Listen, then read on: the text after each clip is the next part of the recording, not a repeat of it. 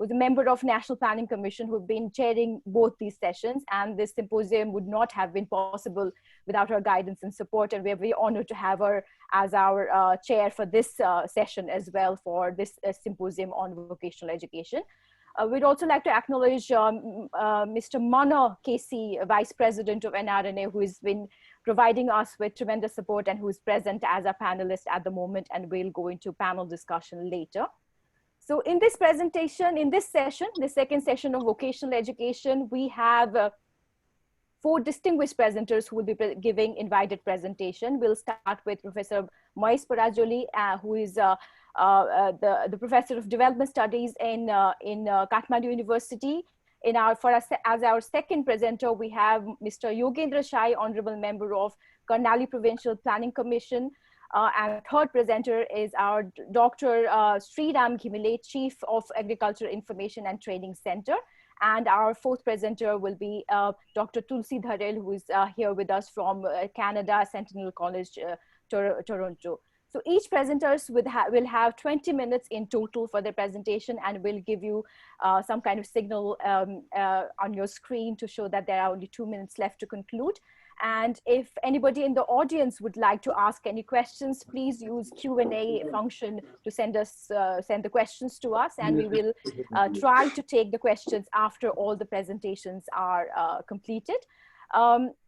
This symposium is currently being streamed at NRN's official Facebook page and in Zoom.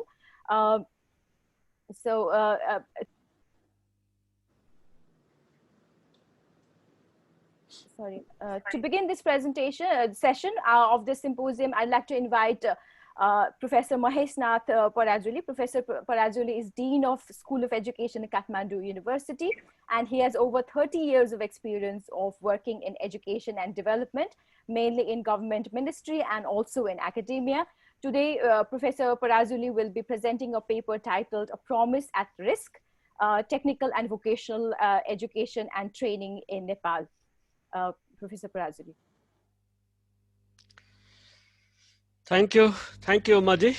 And सबैभन्दा पहिला यो मौकाको लागि NRNA का सबै साथीहरूलाई मेरो हार्दिक धन्यवाद। यहाँ आएर यसरी यत्रो ठुलो अन्तर्राष्ट्रिय समुदायमा र खास गरी अन्तर्राष्ट्रिय नेपाली समुदायसँग आफ्नो कुरा राख्न पाउनु एउटा राम्रो मौका भयो। हस्, म मेरो स्क्रिन शेयर गर्छु।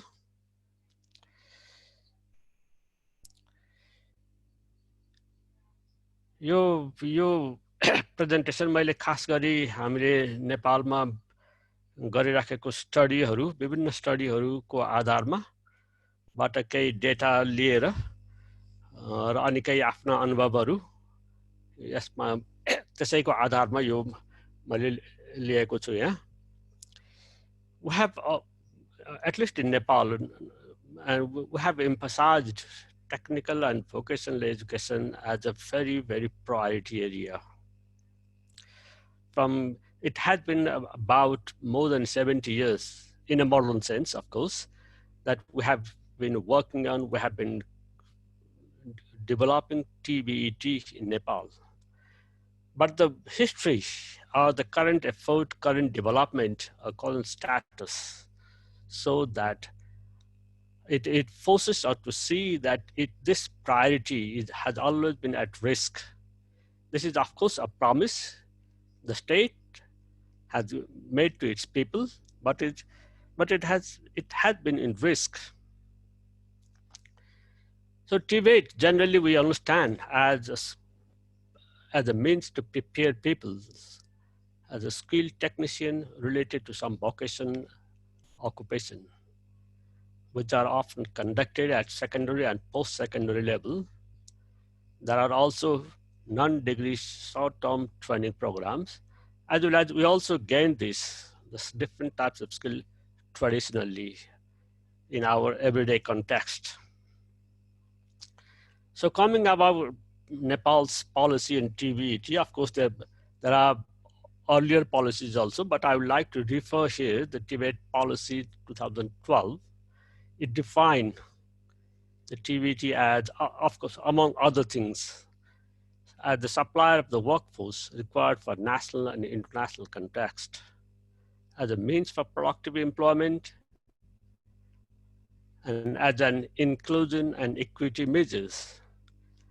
And the recently announced national education policy also carry out more or less the same thing. But, it emphasized on, on one particular point, that all local levels that we know after 2015, the new constitutions will have 753 local levels or local governments. That the one such policy now that the government has taken is all local levels will have a TVET related program and institutions. And one very interesting point that I would like to quote here is our current Prime Minister once claimed that 70% of total education budget will now go to TVET. We'll talk about the reality after some time. So probably we all know, I think you know that the CTVT, Council for Technical Education and Vocational Training, is the one apex body of TVT in Nepal. So this data, so some of this data are from CTVT, but in parentheses, you can see that these are some additional data. So our status now, let us see, the enrollment capacity is 75,000 from CTVT plus 29,000 from the government-run general technical stream in general schools. Likewise, we have been able to run our program, just only 57 type of program in nearly 1,500 institutions. Looking at the Tibet budget, it has tripled, CTBT budget, sorry. It has tripled in the last 5 years. And our available capacity, this is from one other study that I have cited here, including short and long-term training, is about 200,000 plus. But look at the data here.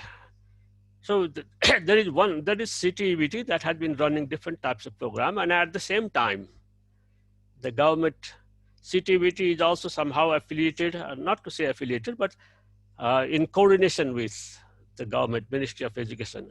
And at the same time, the government ministry also runs a parallel system of technical education in Nepal. That's why there are two systems running on. So now let us see what are where we are in terms of TVET development.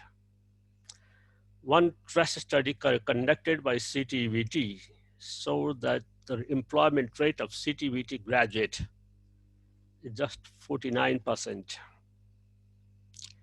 We can see that despite all promise of CTVT as employment-friendly education, this is the reality. And out of total students in secondary level, only about 3% are in technical education. And this has remained more or less same for many years. Likewise, out of total national budget, TVET gets only about 2% budget. And similarly, this also has remained at the same line, more or less at the same level. Look at this data. In 2007-8, the TVET used to get about slightly above the 2% of national education budget. Please, this is not out of education budget, but national budget. And coming to after 10 years in 16 and 17, it has further gone down to just above 10%. So where is the priority of the government, despite whatever it writes in policy documents? And one recently, this is this is a study conducted by our student who actually defended his thesis just yesterday. So this shows the linkage between TVET and the employment sector in all indicators has been quite low. Of course, the sample size is not that big, only 79. And this study was conducted on pre-diploma curriculum development program. But this is an indication of how we have been going on. So a promise at risk, again, let me bring some up points here. Our enrollment in TBT has been quite low, or has always been low. So the youth do not see that social and economic benefits in TBT. They are not attracted to the TBT. Their attraction has always been to the white collar job. There is persisting exclusion. And given the stagnant investment in TBT, we can question, is TBT really a priority for the government? And low employment rates shows it has poor external efficiency. And weak Tibet industrial linkage, so it is irrelevant to the need of the production sector. So there has been huge gap between expectations that TBT is the means of development or life quality or whatever. Expectation and reality, the gap. Why so? So there could be several answers, several explanations. Our studies have been indicating that failures to remove the stigma of second-class choice, limited permeability and pathways. Even after we get the Tibet education, there is a lack of decent job. A trap for those who are already in trap. That is, one who gets, who enters in TBT, there are very limited mobility for him or her. And we can question the governmental indifference and inaction. So all this force us, all this direct us towards to talk about implicit political objectives. So when I talk about the political objectives, I'm not talking about the government. It is, we need to consider this, we need to see this in terms of larger polity context. Likewise, there are other things, lack of conceptual clarity. We are not yet clear what is formal and what is non-formal. We are not yet clear whether our investment should go to formal and non-formal, or that could, how it could be balanced. We don't know what would happen if we focus on formal sector, or if we focus on what would happen if we focus on informal sector. So we have largely forgotten our informal sector and occupational skills that we have developed during the in our history. And we know nearly over 90% of our employment is confined in informal sector, and we have been ignoring that particular area. And we are not yet clear which area to focus. There has always been debate of global and national need. If we look at our policy documents, they say for national and international market, that's all. And we do not take care of our knowledge heritage of land management, heritage of terracing, heritage of forest management. All these things should come as part of TBET, but we have been, no one is looking at after all these things. And one other area where we have been ignoring or not giving priority to governance. We got new constitution, a federalized constitution in 2015, and we conducted elections in 17, and then we got the government. Of course, transition period is always problematic. It creates lots of problems, but the main problem, the challenge, the question is we did not prepare, and we are not yet prepared to go to the new provisions. There has been violations of constitutions and legal provisions regarding the Tibet governance and resource allocations. So federalization is not functioning well. And after so many years, we do not have Education Act. Why it's so delayed? What explanations could be there? And the government provides for the TBT Act, but not it. And sad enough, the institutional development has been suspended. Of course, this is not the development of the recent years. It has been in the long traditions. Public institution has always been weakened in Nepal. So one of our serious challenges, serious drawbacks or problem is weak public social institutions.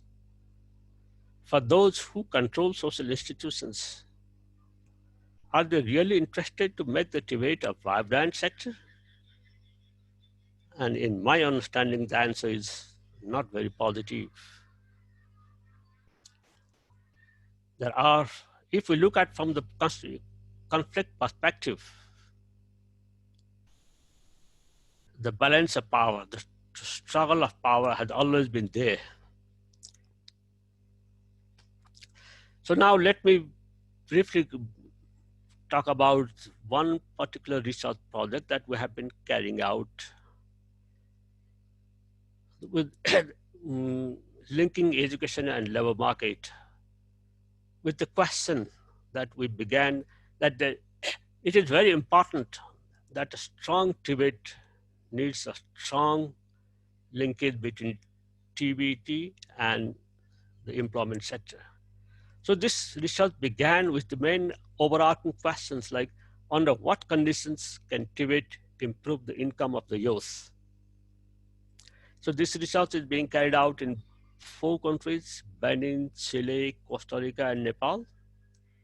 And Swiss Federal Institute of Technology is the leading agency, and this is being funded by the Swiss National Science Foundation and Swiss Agency for Development and Cooperation.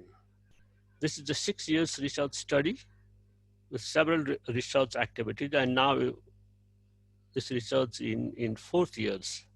So some of the research activities are country specific and some are multi-country study. So as I already told you, this research, one of the fundamental assumptions or the hypothesis of this research is strong Tibet demands strong linkage with the employment and the private sector. So as this is a NRNA convention, I would like to bring here one particular point here. Of course, I'm not going to elaborate this. What roles NRNA could see for changing the Tibet sector in Nepal? So I do not have any recommendations except one, please start involving in the process. Once you get involved, and many other things come on.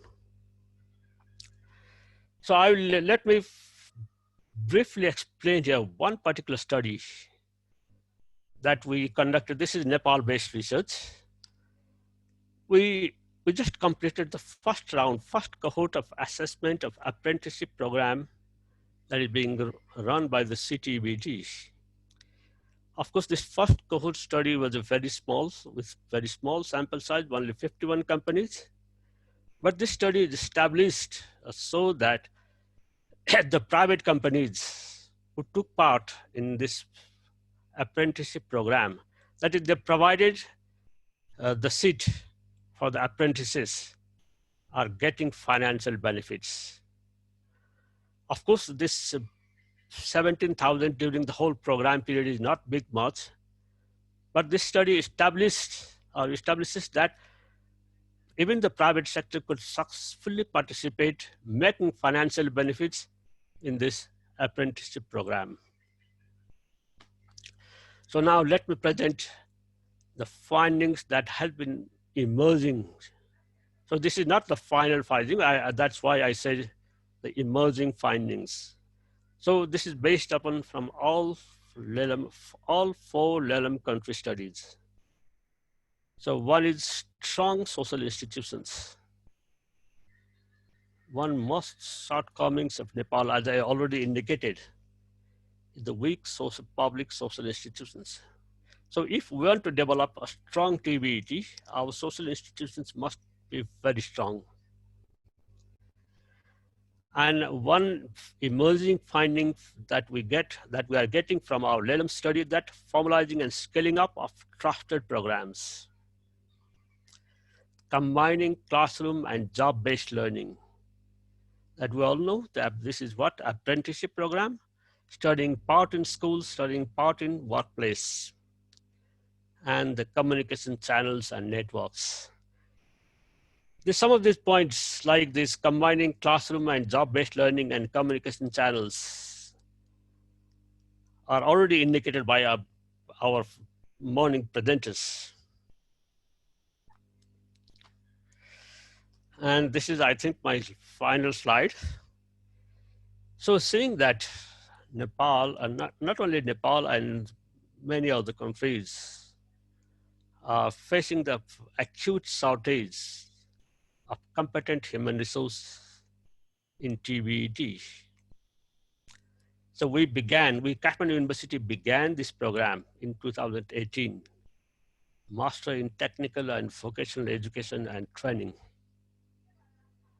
I'm glad to say that Dr. Ramhari Lamithani, I don't know whether he's in the room or not, was also there while we began this program. He also had provided us lots of good idea. So anyway, so this particular program began with the key focus of preparing Tibet educator, Tibet leader and manager, and Tibet researcher. So one thing now before I end, how the government, Nepal government, is looking at this program. In what way the government supports are we getting? I do not have any answer to this question. So we are making one effort and we are seeking the government support for the development of this program. Anyway, now my final comment is I request for you, I mean, all NRA community and also to all other stakeholders for your support to develop this program as one of the catalysts for change in TBET, not only in Nepal, but in other countries. So during these 3 years, we have enrolled about 20 or 15 graduates, and now the first graduate are coming out. Two of graduates just defended yesterday, so one yesterday and one about 1 week ago. And I'm quite happy that the one data about the linkage that I quoted here is from one of our graduates. So thank you so much. Thank you very much, Mahesh. Sorry, these are now my references. Yeah, thank you very much, Mahesh sir, especially for highlighting the importance of these strong social institutions and scaling up of programs and improving communication channels, and also telling us about the importance of higher education program. Before we move on to another presenter, our chair, Usha Jha, would like to say a few words in your presentation. Thank you, Uma. Thank you. I just wanted to add to this. Dr. Mahesh is very experienced, and I'm happy to hear from him a lot. And he's a great researcher, and he's a great worker with all the experiences from Government of Nepal to beyond Government of Nepal. So he himself was the government, and he's now beyond government. So it's a great combination.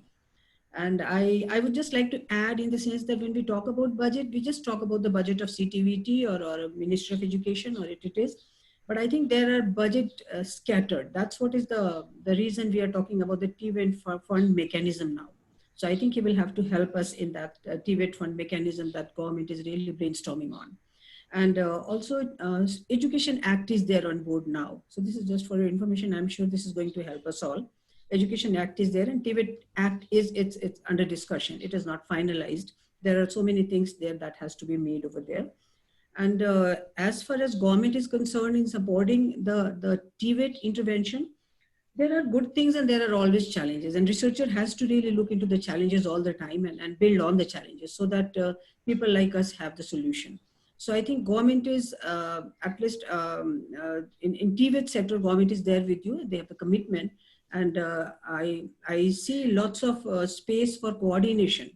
So all the findings which you have, it's very relevant, and government of Nepal would certainly build on all those things. And as an academic institution, you have been doing great in producing the TVET researcher, worker, and the trainer in future. And this government would certainly need those, because they are planning to extend quality program in most of the municipalities, so that we are able to really, we talk about the target audience, and we are always not reaching the target audience, because they really live in the rural areas, and we do very much in the urban areas, and we get limited to the valley and then and the urban areas in the countryside. So I think we really need to have a mixed approach with what is there and what needs to be built on, and then we would be able to move on. So this is a great presentation, and I would like to thank him from my side, and again move on, Uma, with the next presenter. Thank you very much. Thank you very much, Usha ma'am. We'll move on to next presentation, and if there are any questions for Professor Parazuli, please send them to us through Q&A function. Our next presenter is Mr. Yogendra Bahadur Shai, Honorable Member of Karnali Province Planning Commission. Mr. Shai has worked as Vice President of World Federation of Democratic Youth in Budapest. He has also been a coordinator to prepare Youth Vision 2025 and Youth Policy 2015 for the Government of Nepal. And he has worked as Director and Coordinator of the Center of Nepal Studies. Mr. Shai is also a former ICC member of NRN from 2008 to 2010. So we're very honored to have you here today. And I would like to invite Mr. Yogendra Bahadur Shai for his presentation titled Youth Unemployment and Vocational Education in the Context of Nepal. Thank you very much, Dr. Uma Pradhanji. Honorable Dr. Usha Jha, a member of National Planning Commission, Professor Mahesh sir, already he presented, and I had a chance to listen the previous session also, very much a well-known academician and a well-known figure in this sector. I was thinking to present it in Nepali, but as I saw everybody presenting in English, I'll try also in English, because it will be better and unanimous. हजुर नेपालीमा गर्नु भए पनि हुन्छ नेपाली अंग्रेजी जुनमा comfortable हुनुहुन्छ त्यसैमा गर्नु भए हुन्छ थ्यांक यू नेपाली म पनि नेपालीमै रिक्वेस्ट गर्छु सरलाई हुन्छ हुन्छ अलिकति मिक्स गर्छु अनि morning session I could not much fully listen the presentation of Dr. George Bose and other presentation also including Sukshung from ADB. It was very much interesting, but I'm very much extremely sorry that I could not present, I could not make my presentation, though I have a little note and I'll try my best to present based upon my working experience. And as so far, I worked in Youth International Organization and also in the forum of policy making in the government of Nepal.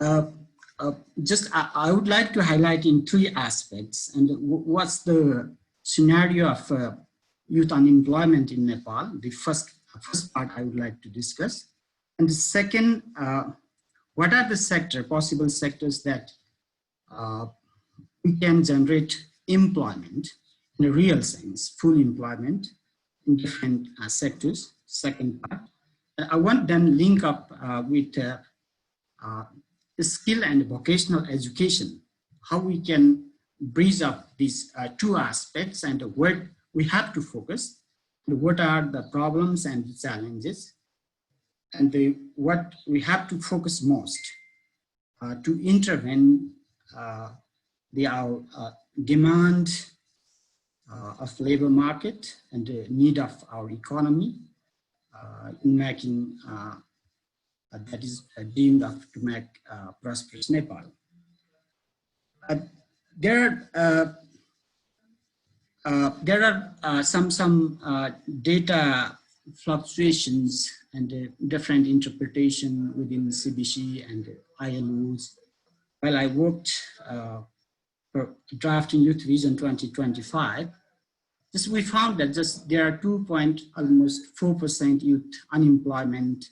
And when we go into the real practical sense, it does not mean, because it's real from the aspect of statistics that how many hours one could engage in job and he's counted as employed. That maybe a redefinition was needed. And I think the recent labor survey of CBC, where ILO also engaged, has managed this misconception. And at that time, the ILO says that 19% was full unemployed youth, and while 36% was semi-employed. And almost 40% is youth are job in transition. They are looking for the next job. That was the scenario. And then this provided some sort of confusion. Actually, who are employed and who are unemployed? That's why we have to make a very precise definition of employed. I think I am more convinced that maybe more or less 90% youth are fully unemployed. And almost 36% are unemployed. And because many of the youth who are engaged in agricultural sector, they are underemployed, or it's a hidden employment. That's not a full employment, because in the scenario of agriculture sector, that's a subsistence economy. How many percentage? Maybe 15, 20% are the farmers. They can have a agriculture production enough for a whole year. Then whole the mass of the population, or about 67% and sometimes 73% engaged in the agriculture sector. If we counted them as fully employed, and it will have a big misconception about the real unemployment scenario. In Nepal, the 40%, almost 40% are youth are in abroad. And we counted that 4 lakhs, about sometime in 13, 14, 5 lakhs, 1900 young people are abroad. About 80% who are engaged in foreign employment are youth. And that's the reality. And above 15% are male. In this scenario, and who are in Nepal, the remaining, the youth force, remaining in Nepal, almost 50% are engaged in agriculture sector. And the rest of the thing, if we see in the economy, our service sector is increasing, and the contribution of industrial sector is decreasing, and the workforce somehow attached in the agriculture sector, and the remaining workforce that's a little bit observed by the service sector, and a very less workforce is observed by the industrial sector. And if you see the informal and formal sector, it's even more a tragic scenario. Above 80% in almost all the province, the workforce is in informal sector. That's why we have to look through these lenses, that how we could address the real problem of young people, the unemployment scenario in this context. And there is a need, neither in education nor in training. This is very sensitive youth force. It's in very precarious working condition. They have a very low paid job. They are very much vulnerable, and they don't feel any security. And we have to give we have to boost up their morals, maybe providing by good education, trainings, and some sort of paying volunteer programs and other programs, maybe likely programs. If you see the scenario of foreign employment, because it's totally related with the NRN, maybe NRN community can contribute more to intervene in abroad. If you see 1994, there are just about 3,600 the registered as a young people going abroad. Then it 13, 14, it reached about 5,19,000. But now it is, the trend is reduced after 2015. It's near about 2,36,000. That means when we were drafting Youth Vision 2025, at that time, we thought that we have to reduce this trend, and we have to reduce not only this trend, but the low skill level or non-skill level. We have to reduce, because at that time when we were drafting, it was a 74%. But right now, it's a positive trend that it's reduced. It's now almost 56%. That's a positive trend. And the CTBT programs, because there are many training programs, and there are the community level and also the private sectors, and it has provided some sort of semi-skills, and maybe within the country there were created some jobs, and it has some positive trends. But still we have to make some program how to stop the unskilled labor approach, and only skilled and semi-skilled labor that we can send abroad. If we send skilled and semi-skilled labor, the remittance would be increased, irrespective of the number of the working force sending abroad. Because what we could see, maybe 50 to 100% for the skilled and semi-skilled labor, the remittance might be increased. The data scenario shows this pattern, and this is a good progress. But there are many other matters. There's a quality matter. In the morning session, Dr. Ramari and others says how to fast transition, how to make up, and maybe dichotomy of private sector and public sector, how to handle this thing. Because in one hand, we need to make the very quality institution. On the other hand, we need to drag the private sector, because to expand the horizon and to innovate the sectors and find the new avenues of technology, IT, or artificial intelligence, and so on, where we can create more jobs and engage young people for our future prosperity. That's the thing. And another point I would like to discuss here, where is the employment and where we can generate the employment within the country is a very crucial question. If the government invested in the big projects like infrastructure, hydropower, or some agriculture projects, certainly there will be created some jobs. Hydropower sector, for instance, only in the Karnali projects, if should have been launched, it could create more than 4,000 direct jobs. What's the time remaining, Dr. Umaji? And then informal sector, and indirectly there could be the massive impact to generate employments.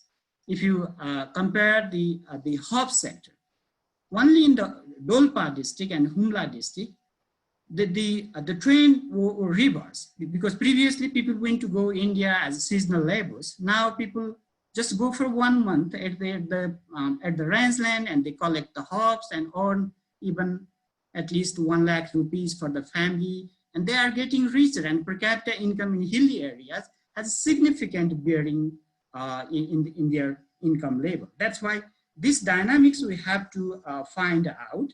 And agriculture sector, obviously, that's a substance agriculture.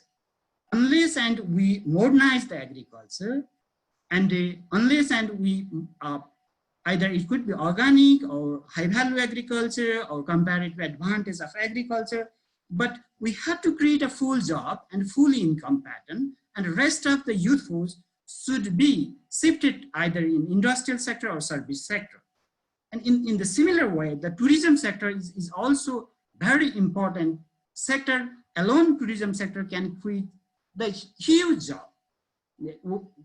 Nepali youth from the western part, they go to Simla, Manali, both in agriculture sector and the tourism sector. I'm a member of planning commission from Karnali. Karnali alone can job easily for 30,000 youth. That's coming in the labor market easily, not only youth for Karnali, but the region can create the job rest of the other part of Nepal. That's there is the ecotourism is the perspective where 7 ecotourists, if they came to Nepal, it can generate 1 job. And if we could brought them like 1 lakh tourists, it would be easily like or 3 lakh tourists, it would be easily like 30,000 youth employment. IT sector, that not much discussed, but we have seen different from the government pattern. We have seen that many young IT sector professional has been generating good revenue, paying taxes, and generating jobs. Very lucrative and very generating very quality job, outsourcing their talents.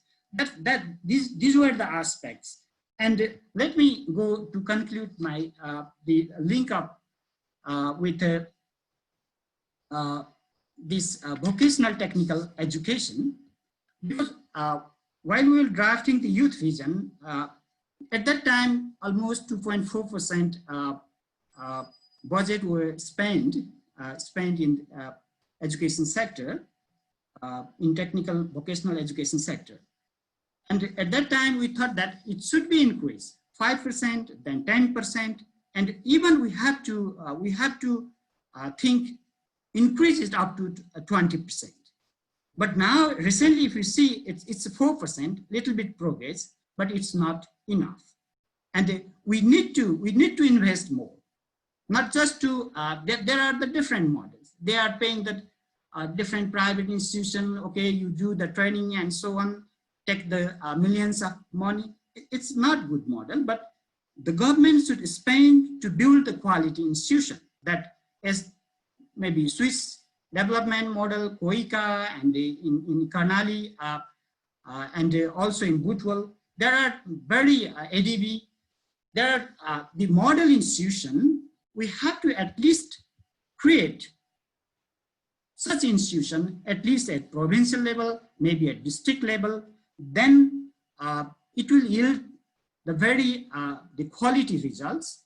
And even the private sector, we have to invite them, and we have to bring them on board, not to just earn money, but to provide the quality service and a good standard education. If we see the scenario of technical education, maybe from 2007 and BS to 2015, that there were some sort of, okay, we have to focus in vocational and education that we can create a job and so on, but it could not success because there is mismanagement of the specific education. And then later the new education also could not yield the results, despite there was the provision that you have to take the huge course of practical education. Only after 2045, they separate the general education and private education. When separated, some good institutions were built. Now the expansion of the technical and vocational education is not dissatisfactory. It can be satisfied, but we have to worry much about its quality. And it's maybe how we could get a regional balance, how we could explore those technical institutions of more lucrative field. For instance, I'm from Karnali. I can just give you one example. In Karnali, hundreds of youth, if they are getting employment from collecting Yarsa Gumba, then why our technical education and vocational education can provide such course that they can efficiently collect, they can maybe do some sort of farming, they can make a processing, and so on. We have tremendous possibility of tourism industry in Karnal, but we lack the hospitality and how to treat them and how to provide the services. That part is very much lacking. We need this institution and maybe horticulture.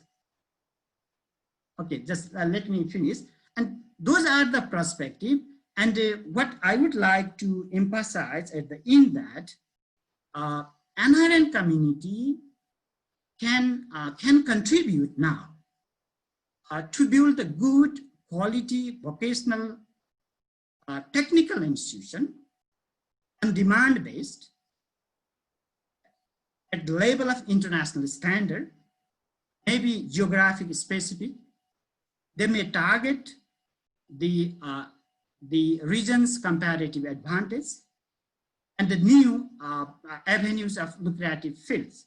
Such may be a typical model institution if NRN community could help to build in specific areas such as Karnali or province number 2 or other provinces which are behind at the national level in terms of human development indicator and social development indicator. It would be the great contribution to move forward and to achieve our sustainable goal and development aspiration of the country. Thank you very much. Yeah, thank you. Thank you very much, Honorable Yogendra Bhattacharjee, for highlighting very important issue, of course, of youth unemployment, but also looking at both underemployment and youth in transition and youth in informal sector. So, and linking it all with skill and vocational education. Usha ma'am, would you like to do you have any comments or shall? No, I would like to thank him, and I think this is great from the policy making point, and these are the realities of Nepal, I think, and we really, as in the previous session, Dr. Lami Chhane said, and the same was echoed from Mr. Yogendra Shahi, is that we have to have some center of excellence in all of the 7 provinces, which is really very important. That can really demonstrate some quality thing that can be replicated as per the need. And another aspect of it is, if we really need people in tourism, why should we train people in hospitality? So the things are needs-based training should be prioritized. And I think that's where the industrialist can also help us map in the area where they need, and the others can also help us mapping. So mapping is very important. The mapping of the skill is very important, and then matching it with the human resource who is expert and really give it to them. So thank you very much, Uma and Yogendra ji for your presentation. I think we can move ahead with that now. Thank you very much. Yogendra ji has also highlighted the importance of agricultural sector, and our next presentation is precisely on this issue. So we'll move on to our third presentation. Our next presenter is Dr. Sriram Ghimire. Dr. Ghimire is Chief of Agriculture Information and Training Center in Nepal, and he has worked as Senior Agricultural Development Officer and District in charge of District Agricultural Development Office in Jajarkot. He has also been Senior Agriculture Economist at Ministry of Agriculture and Development, and Dr. Ghimire has extensively written on very important issues of climate change, disaster, agricultural trade and environment concern in Nepali agriculture. So I'd like to now invite Mr. Dr. Ghimire for his presentation titled Agriculture Communication and Training in Nepal. Thank you very much, Dr. Umaji. Honorable member of National Planning Commission, Dr. Usha Jha, who is my professor at Rampur College also. Namaste. Respected speakers, distinguished audience, participants, ladies and gentlemen, it is my great pleasure, moment of great pleasure to be here before you to present some of the things and some of the issues, some of the matters related with my institutions, AITC, Agriculture Information and Training Center, which is the apex agricultural training institutes in the federal level of the Nepal government. Now, let me share my screen.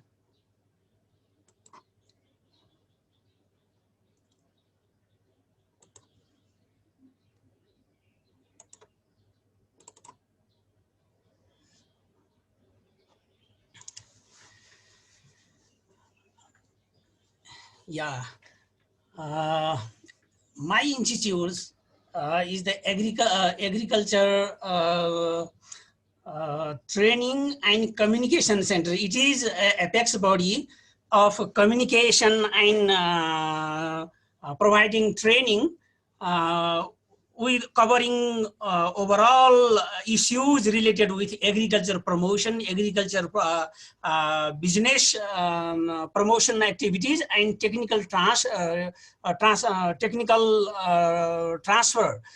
the grassroots level to cover the rural farming community at the grassroots level. After the recent restructuring of the our state, there are some sort of inconvenience we are feeling. I will be discussing during my presentation. Since my institute is situated in a federal level, which is the responsible organization, responsible institutes to provide all types of agricultural training and to make a provision of transferring and communicating all kinds of agricultural information, which are very much important, which are very much needed to our rural farming community. But our institutions does not have its direct branches and its direct sub offices in other any other parts of our country. It is situated at the level, at the apex level, and it doesn't have any its own branches, its own division and subdivision across our country. So we have to develop very much effective type of coordination mechanism, even though our legal provision doesn't allow us right now to coordinate directly with from AITC to our provincial level training institutes. Anyway, we have to deliver service to our rural farming community.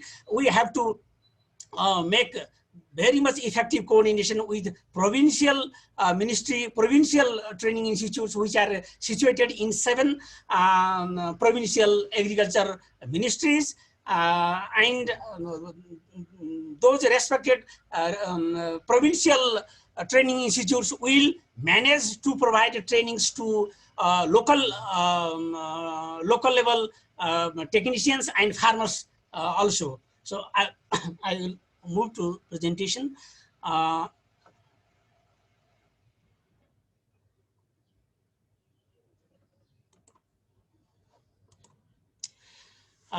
These are the points, some of the things which I want to cover during my presentation.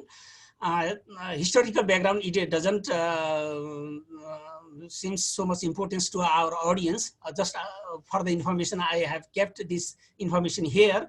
It was established since 2022, agriculture information as an information section, upgraded as a division in 2046, and agriculture information and communication center, it developed as a center in 2057, and now it is agriculture information and training center after the restructuring of our state in 2075.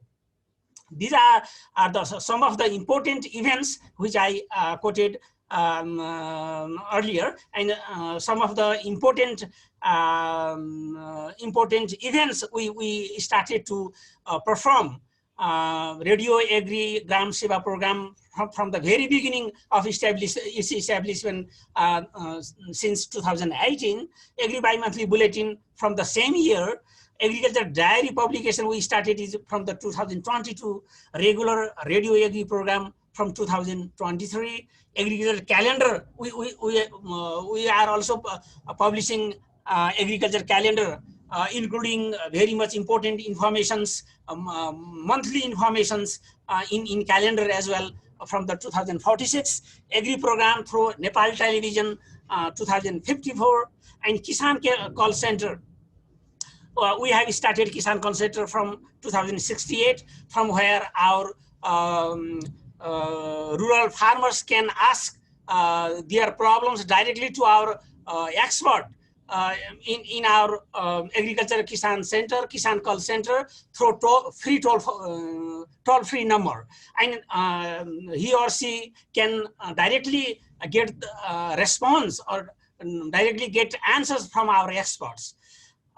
Similarly, agriculture and livestock trainings we have started in these same institutes, and other agriculture technical bulletin, different types of periodics and bulletins we have publishing through our center.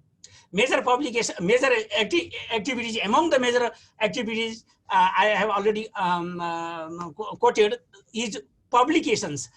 Among the publications, there are different types of agriculture bulletin, bi-monthly and quarterly bulletin, agriculture diary, though the name is agriculture diary, it is very much famous and very much wanted tablet types of material for all our junior level technicians and other junior level JTAs training students. The agriculture diary, though name is agriculture diary, it is a completely a simple and very much concise agriculture handbook.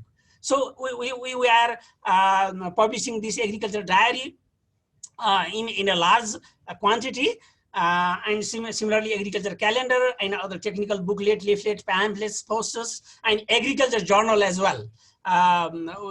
These are some of the important publications we are publishing, and similarly in the radio agriculture program, this type of program we have broadcasted through the Radio Nepal Sunday to Saturday. This is the regular program, and we have been broadcasted this program throughout the year, 365 days. This type of agriculture programs we are broadcasting. We are broadcasting regularly. Similarly, agriculture program we have composed. We have prepared some video programs of agriculture related activities, and we make this telecasted through Nepal television regularly, Sunday to Saturday. These are different types of subject matter we are including, and we are composing, and we are telecasted this type of regular programs through Nepal television. And this is the Kisan call center, which I already quoted. The toll-free number, we have provided this toll-free number in various levels of our local institutions. This toll-free number is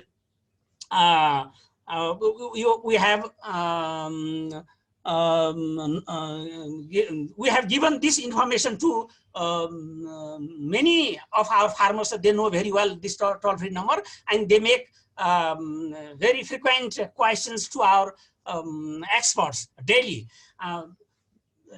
Till the last fiscal year, this Kisan call center just we are able to conduct only 3 days in a week, Sunday, Tuesday, and Wednesday. But from this fiscal year, we have broadened this program 3 to 6 days. So Kisan, every farmers across our country can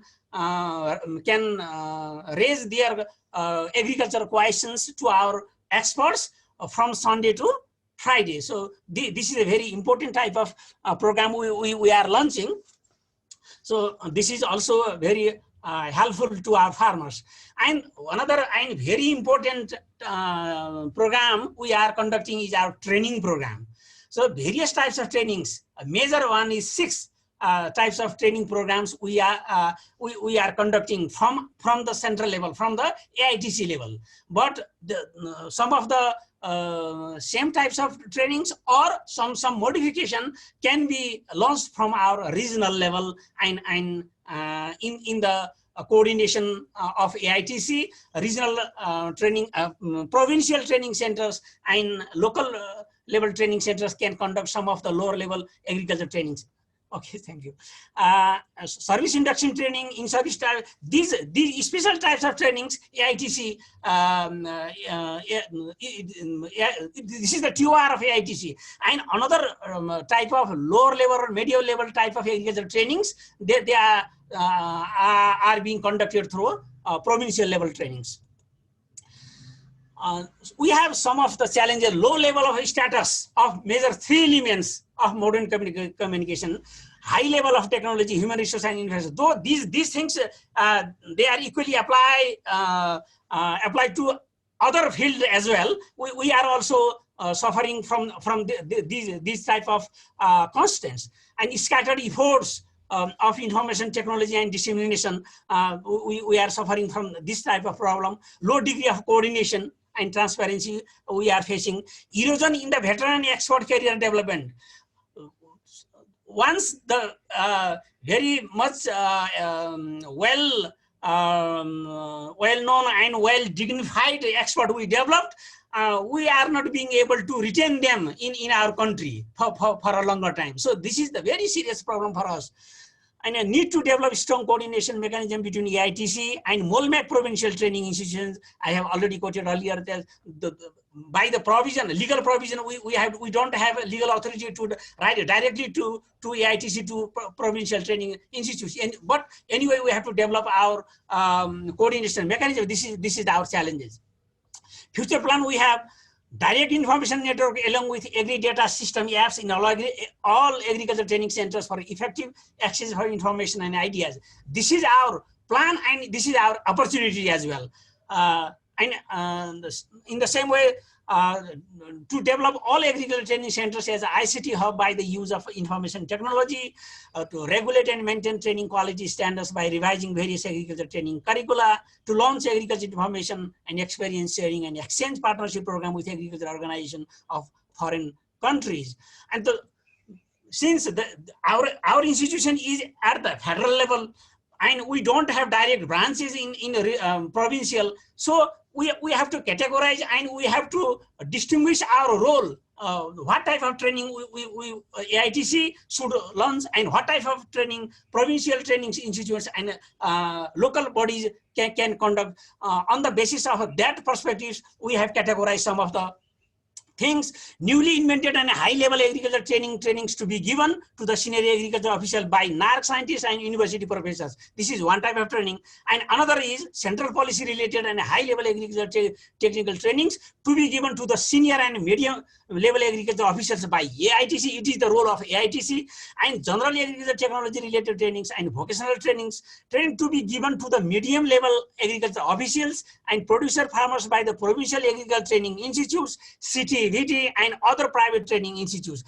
These are the broad category of trainings that is to be given and that is to be conducted by the various levels of training institutes we have across the country, so that we can launch different types of trainings, and there would not be any duplications and there will be no misuse of resources for the duplications. And another important thing, to facilitate forming professional group of trainers for different specialized matters of matters and maintain rosters of these experts trainers. I am very happy today that my professor Dr. Usha Jha, who is a member of National Planning Commission, I want to draw her special attention on this special point, because we have a lot of experts, but we do not have a lot of trainers. Professional trainers and experts are quite different things. So we have to develop our special type of trainer experts, not only experts. We do have plenty of experts, but we do not have expert professional trainer experts. So my humble request to my professor, please, I request you to pay your attention to make this point in coming programs of the NPC. So thank you very much. If any queries, I will be here for your queries. Thank you very much. Namaskar. Yeah. Thank you very much, Dr. Sriram Gimire, for providing us with this very important insight on agriculture communication and training, and also highlighting the challenges on this front. I'd like to now request Dr. Usha Jha for a brief comment on this presentation, and we'll move on to another presentation. Thank you.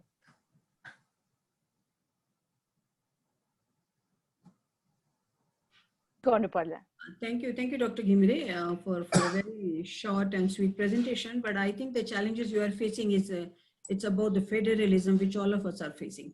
I think this is a very, very new system here in Nepal, and we are all facing that challenges. And we are very positive about this federalism, that if it is established, we will have a great solution to the country. Another thing that I would like to add to your presentation is agriculture is the backbone for the rural economy upliftment. So I think it has to be focused in one way or the other, and we cannot live without that, because this is the core to the rural economy. And if we really want to do something with the rural economy upliftment, this is the only solution to that. So I'm with you on all of the things. I totally understand the difference between the expert and the trainer. And I really would like to help you in this regard. I can see so many experts giving you so many advices and always talking about this and that, but I don't see much meaning added to their knowledge when it is really needed in the field for the implementation.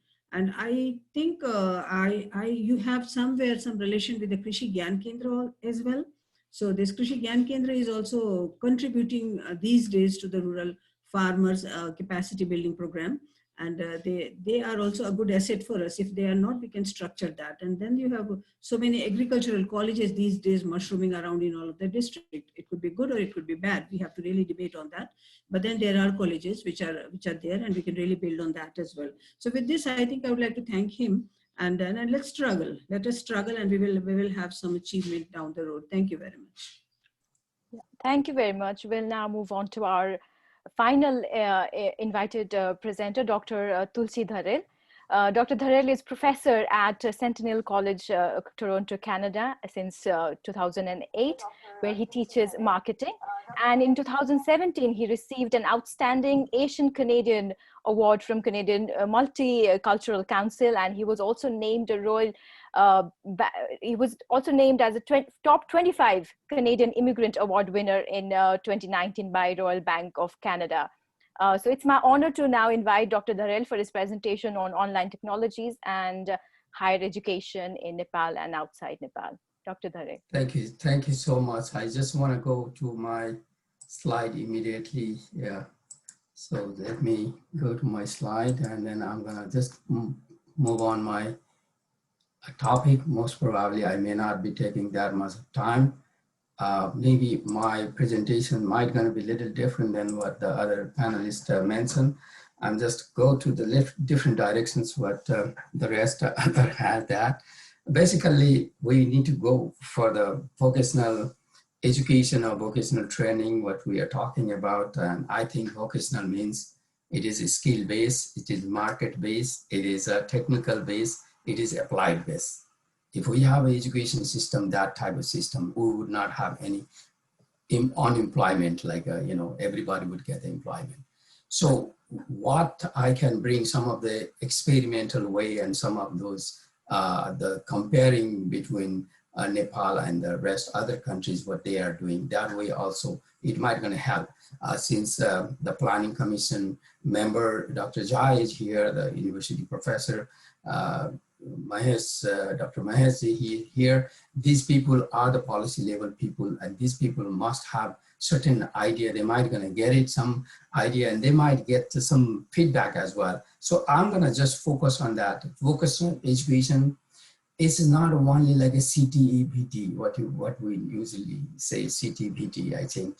That is basically Nepal, most of the Nepalese people think that if they need to get some short-term of training, they go to CTE-PT, and people, the perception towards to that institutions is, when I was in Nepal, I was not getting that high level of perception toward that institutions. Whereas the varieties of the college and universities, basically they were not focusing on vocational type of training system here. So my idea is here, higher education without proper market analysis. When we are making, first of all, what happened when we trying to sell something, Rajendra Khattanji was here. When the business people would know, when we want to sell something, we want to make something, we want to produce something, first of all, we need to know where is the market. There is no market. If there is no market, then why we are producing that thing? Nobody gonna buy it. And sometime in the Barsat time or sometime in the Garmi time, we have so many vegetables, those farmers have to dump it. So the market must be there first before we start producing. So the education is like a market based. If we do not have, because my area is marketing, I teach marketing research, and that is why I focus always with the market. So the market-based education system should be there. That is the way only we can reduce the unemployment. Now I want to just connect with my areas, what we are doing here. Since vocational education is not only in class type of training, it is not only the on-job type of training, it can be online now. And since now, even in Nepal and the rest, everywhere around the world, we have seen almost everyone is going online teaching system, so vocational can be online. So if that is online, then from Karnali, Kathmandu, Jhapa, Toronto, Tokyo, what is different? There is no different. Right now here in Toronto, I'm gonna tell you, my friend, this is a 3:07 morning, 3 a.m. And I'm happy that I'm using today Nepal time, Kathmandu time. I have a class after 4 hours. I can't sleep. Most probably I may not be sleeping, but I'm happy because at least I'm with the Kathmandu time. Here, online is okay. Now we are online. Everybody is now connecting with this online. Then why not we can teach online?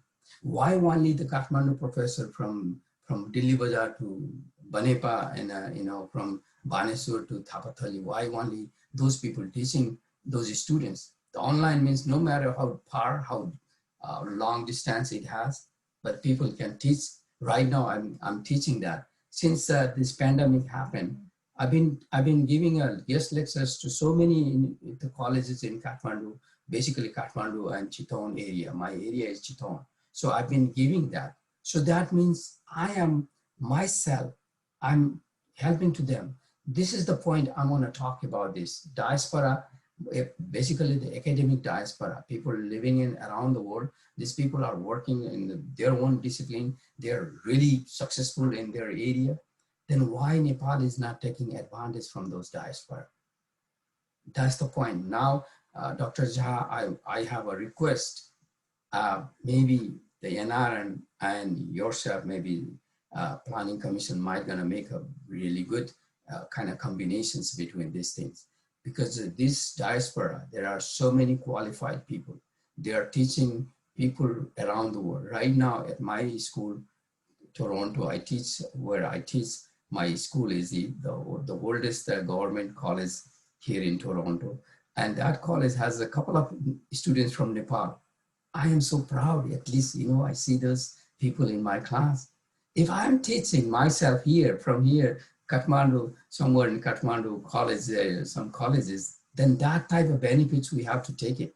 This global conference must gonna take that directions, at least people from around the world.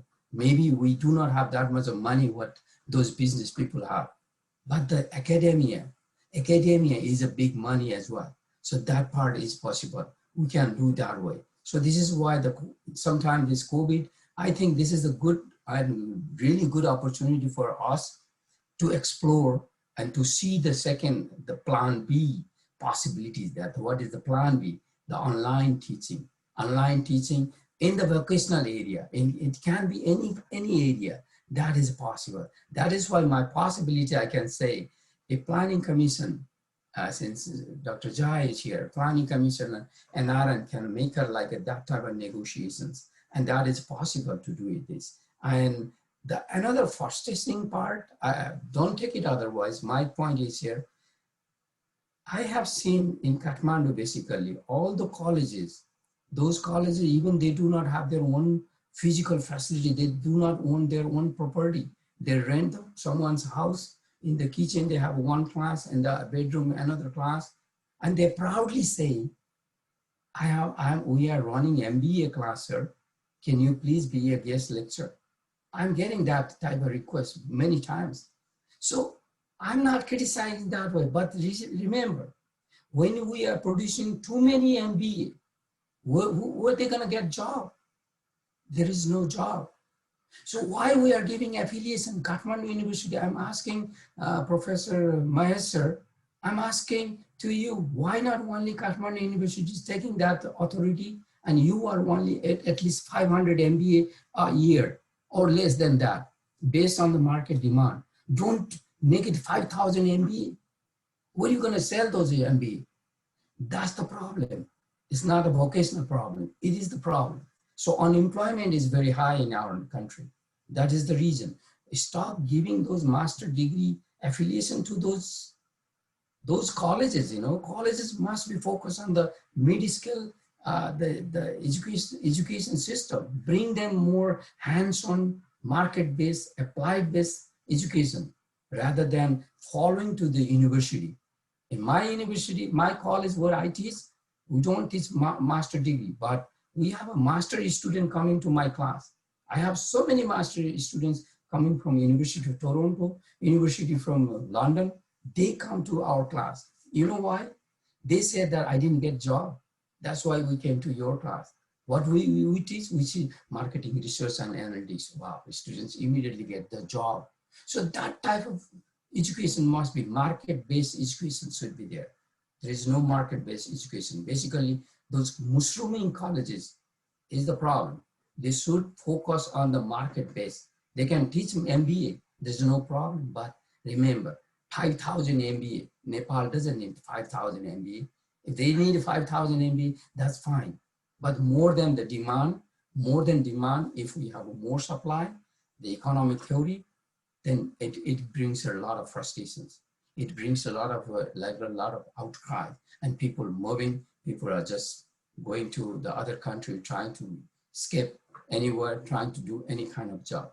That is the problem. So we should not go on that basis. Maybe Dr. Jha, you might gonna give us the remarks later on what is our area, because what I'm saying here, college vocational institutes should be directly connected with the concerned government agencies, so ministry rather than the university. This is the problem, because when you are trying to get the affiliation from the university, and there are so many colleges that are getting affiliations, and Kathmandu University has a finest MBA course, MBA students. I know them, they are really good. But when we have a good, so many good students, where are we gonna sell those good students? There's no market. So we have to focus on the market base, that's the education system. So what we can do as a diaspora, the diaspora can be online or distance, and instruction of the respective discipline. So area-wise, there are hundreds of those area people. This is the good opportunity for the planning commission or maybe the government agencies to approach to NRN. There are so many academia from around the world are presenting their paper. This is the right way to connect and get their ideas to, and collaborating with Nepalese vocational institutions. Sometimes my institute, my college has 3 their campuses in India, 2 campuses in China. Those are all there. They're running very well. Why not in Nepal? For that case also, we can approach that way. That is the another way. And also we can do designing, monitoring, supervising all the programs. We can collaborate. I'm not saying I'm a master. I can collaborate with the professor at the Kathmandu University or Open University or TU. We can collaborate that way, and we can make a market-based economy, market-based the education system. That is one. And frequently we can ask the guest lecturing. As I mentioned, several times during this pandemic, I have given so many guest lectures, but only guest lecture is not enough. Remember, Nepal, the new constitution has given NRN citizenship, something ID. That means you're not allowed to do politics. You have no right to vote, but you have a right to do economy or social or other region, other culture you are allowed. So in that case, you can hire somebody from Canada or Japan or Korea or anywhere people are teaching there. You can hire. You tell them, okay, for class I give you this much of money, maybe $100 per class, okay, or less than that. They may not be worried about the money. But the point is, if you have a permanent somebody, the person in Oxford University, Umaji is there, she's ready to help. Or maybe the person from Harvard, person from Tokyo University. These people are giving you permanent classes every week, 2 hours class, that person.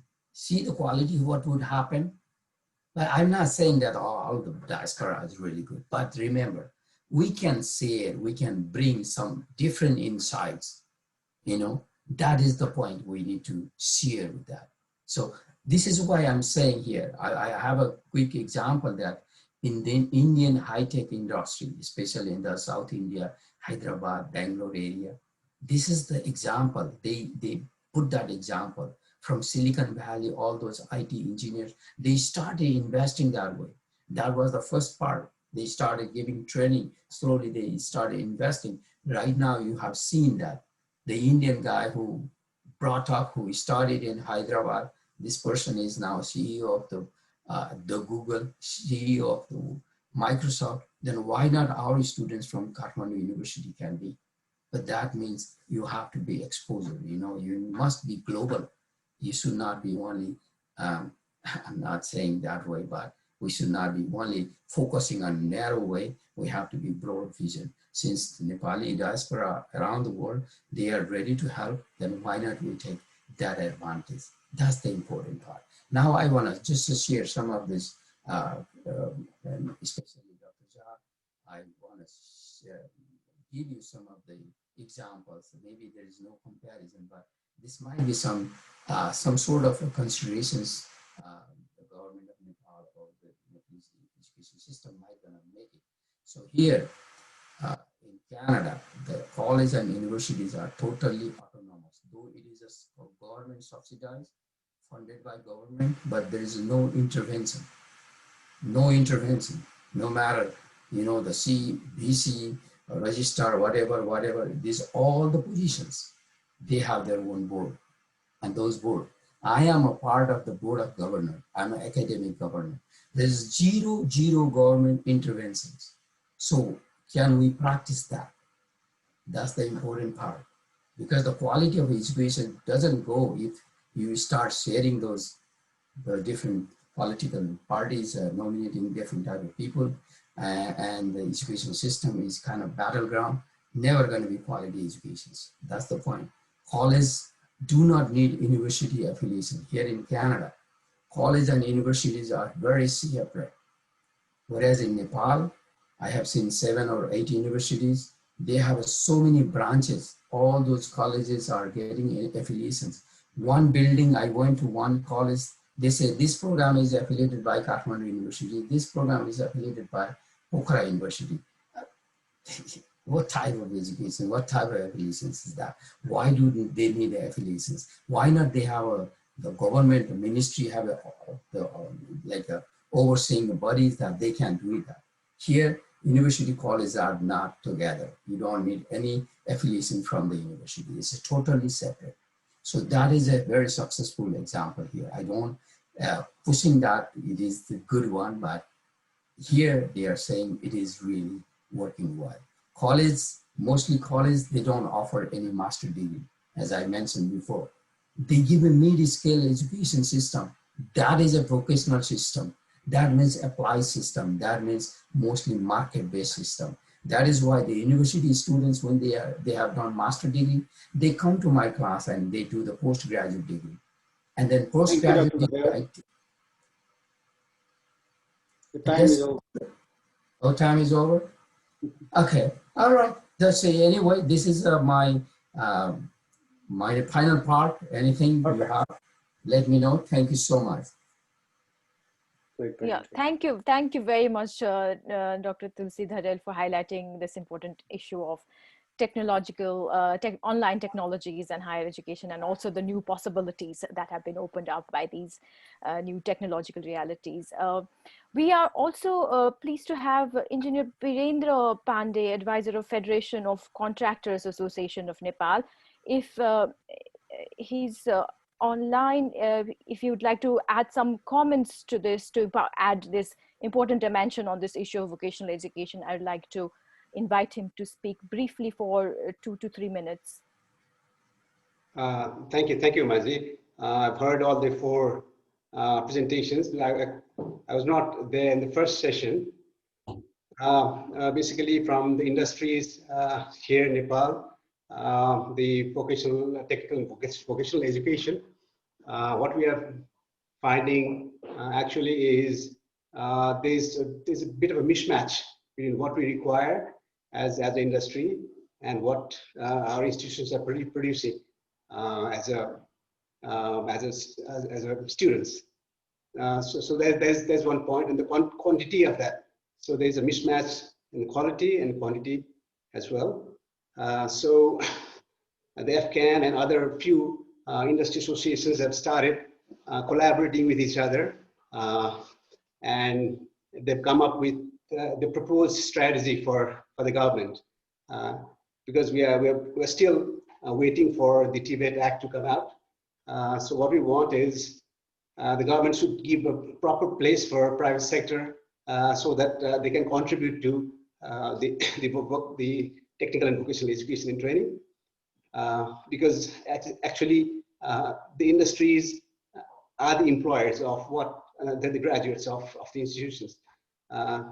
And as the technology keeps on moving ahead, the output from the colleges are a bit behind on what the actual industries are using. For example, we are using GPS, we are using BIM, drone technologies and all that for surveying, but the graduates, they don't really cope up with that. So we really should incorporate private sector in the policy level as well as implementation level, all 3 levels, and then when we can get the proper product so that they are employable and in real and they satisfy the need of the market. So actually, in the construction industry, as I'm representing FCAN today, we employ more than about 15 lakhs of skilled and unskilled workers. There are some seasonal workers and informal workers. They come from the villages and come to work, but we rarely find the highly skilled people in the industry. And we, from the past, for several years, we have been training ourselves as a company. We train them for a few years, a few months, and when they get trained as an operator, as a mason, or as a technician, they tend to go out and work. They tend to go abroad. So there's another problem. So it's basically to get out of this very tricky situation. We've offered the government to work together as an industry, as a government, as a training provider, as an institution, and that has to be structured and legally mandated so that there's a structured provisions of meetings in curriculum formation and all that. So that's my points from my side. But other than that, what the panelists have expressed, I totally agree. From agriculture side, from the TVET training and education side, from Professor Myers, and from Planning Commission and all that. So this education should be employable, market-based, demand-based. And we're really willing to work together with the government in this situation. Thank you very much. Yeah, thank you very much. Thank you very much to all the panelists for a very, very important presentation and raising very important insights. We have some questions. Shall we take some questions now? There are four questions at the moment for the panelists. Mainly, I think there's one question for Usha, ma'am. Rajendra Giri ji asks, Government of Nepal has introduced federal system of government with new constitution. Why Government of Nepal do not bring act with deadline with countdown on time? This situation has impacted all the functioning of the sector. So this is about the timing of the act.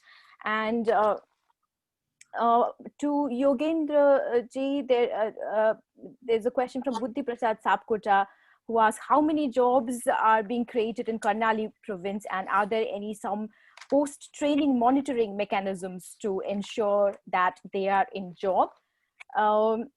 And some questions for Professor Parajuli about the Badri Tiwari ji asks about the accreditation and how it has been implemented by authentic organization, and whether it's been accepted by employers in developed countries. There are some comments regarding the data about CHRD programs and NEET rate that needs to be considered, which is about VT graduates, whether they are employed or in higher education in related field. So there are these few comments for Professor Parazuli, a question for Usha ma'am, and a question to Yogendra ji. We can start with Usha ma'am's comment maybe. I think I would like to close it with the answer to my question as well. So okay, yeah. Professor Mahesh Nath Parajuli, would you like to answer the question on accreditation? Accreditation developed country को भन्नु भएको छ हाम्रो धरेल सरलाई भन्न दिए पनि हुन्छ Thank you. Should I begin? Yes, very briefly, okay. If you could answer that question. Yeah, thank you. So I'm not clear about the question accreditation, whether he's talking about our Master in Technical and Vocational Education, or I think so. About some other programs. Okay, regarding the accreditation of this MTVET, so we are the university as a university. Our concern is to see whether our graduates could be as pointed out here, whether our graduates could go to the market, could go to the job market, rather than worrying on the accreditation. So accreditation, or probably he's talking about the recognition or something like that. Of course, in the context of Nepal, this is about probably Manyata from Lok Seva. Actually, it is also not that. If our graduate wants to go to the government service, the concern is not from Lok Seva, but from the employing agency. Like if our graduate like to get job in CTVT, CTVT must recognize it. If our graduate wants to go to, let's say, the Ministry of Agriculture, our qualification or our whatever our students study there must be recognized by the Agriculture Center. We are now in communication with, we have been now approaching with the CTVT regarding getting the approval or the recognition from them.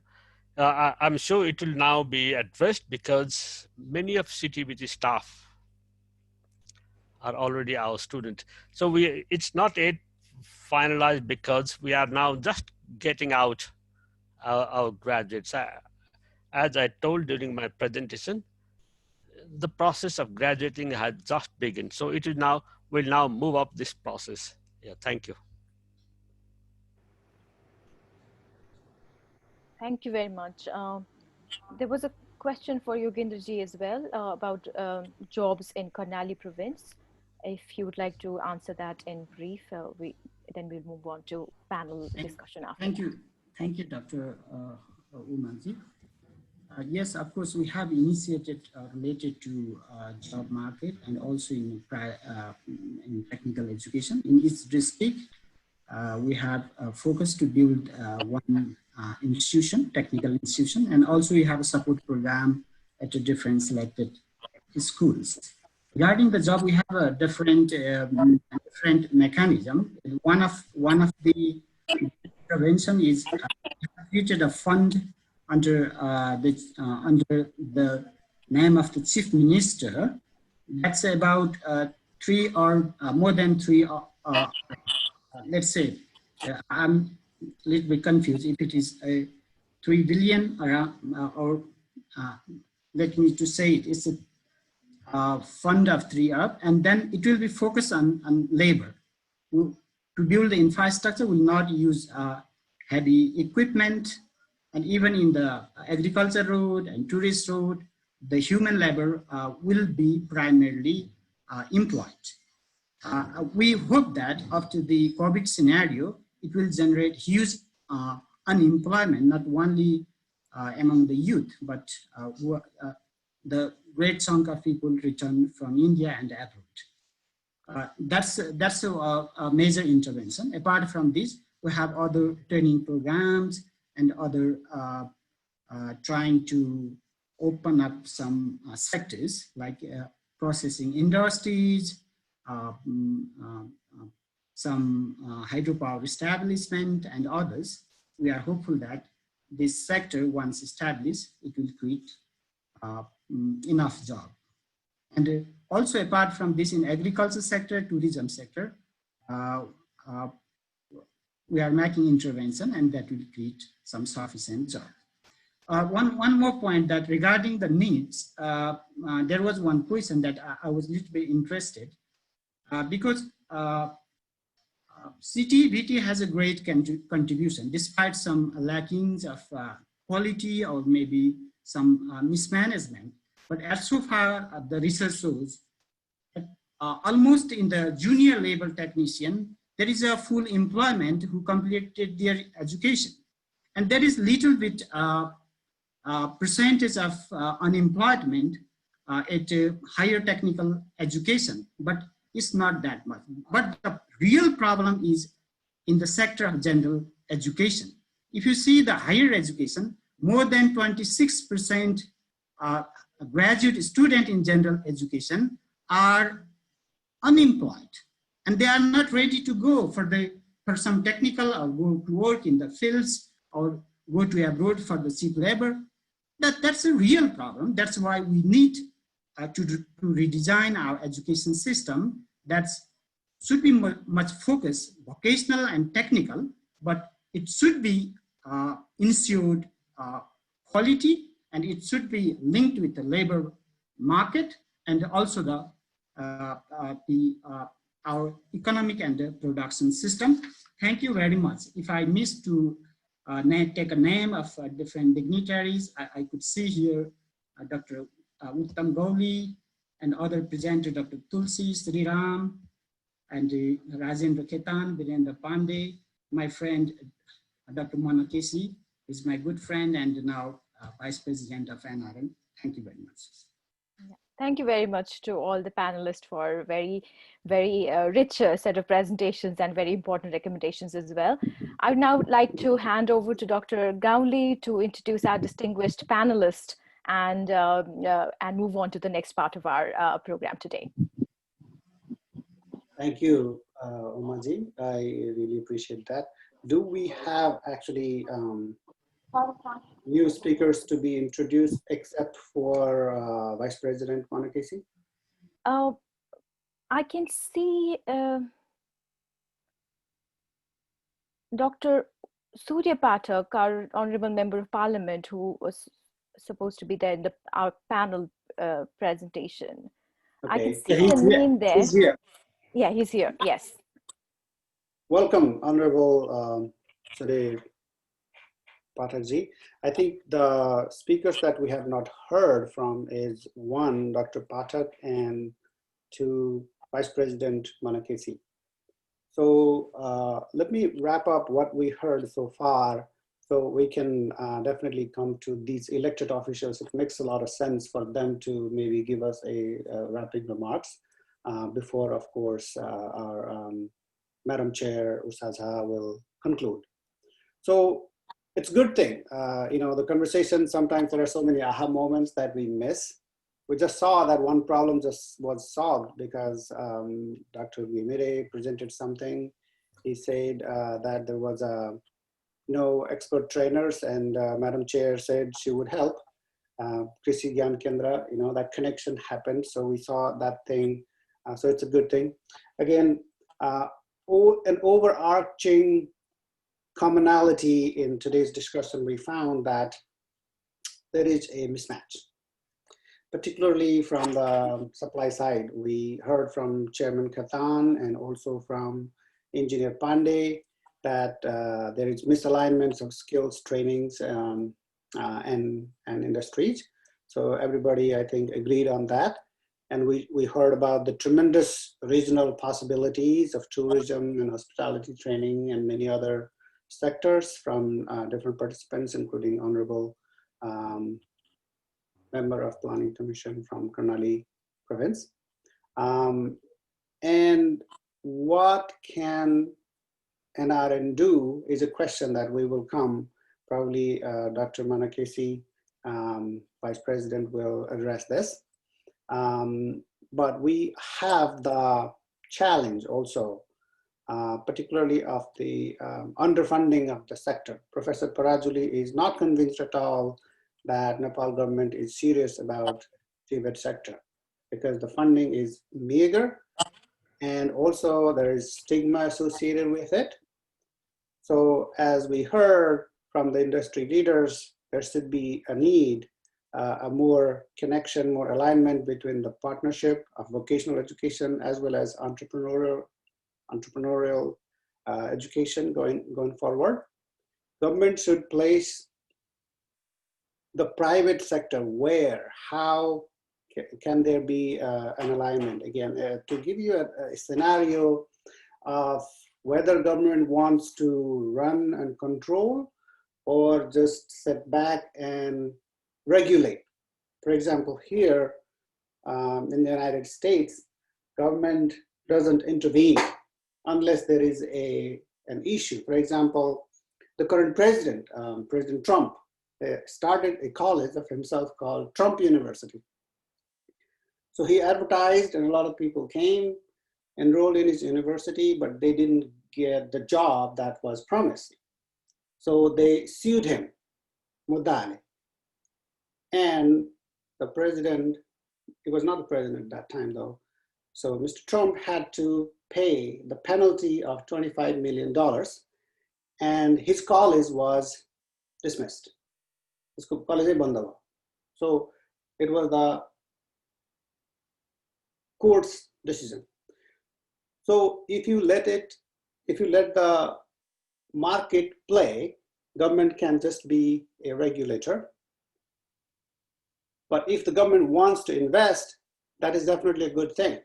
So I think the Constitution says that the government is going to be moving towards socialism, but socialism also means that it is a welfare state and there is an investment in education and health to empower the people. So it is, democracy is all about people. And misalignment definitely brings about unrest. I think we heard that through and through. I had a conversation with the people of Egypt, and they said that because of overeducation that was not aligned with the market, the Arab Springs happened. It was a big unrest in Middle East. So What is the solution? Again, technical and vocational education and training. It's very, very important, very, very critical, particularly for the developing sector. Because we have a choice. Again, I think the government has to take one position and move on. At this point, it looks like government is definitely reluctant in investing a lot. So I think NRN is probably getting this opportunity of collaboration to invest in this sector. So with these notes, I would like to invite our NRNA Vice President, Mana Kisi. He is also the head of SKNTT, Scientific Knowledge and Technology Transfer, I believe, department. So Vice President Mana Kisi, I invite you for your remarks, and then I will let Honorable Member of Parliament give his remarks before the conclusion comes from Chairman Madam Chair, Ushaja. Thank you.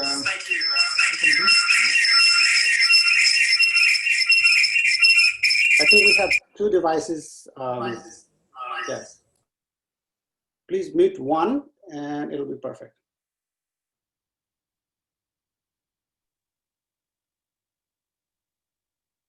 Twitter unmute. Can you hear me? Yeah? Yes, good. Can you hear me? Okay, thank you. Thank you, Dr. Yauliji.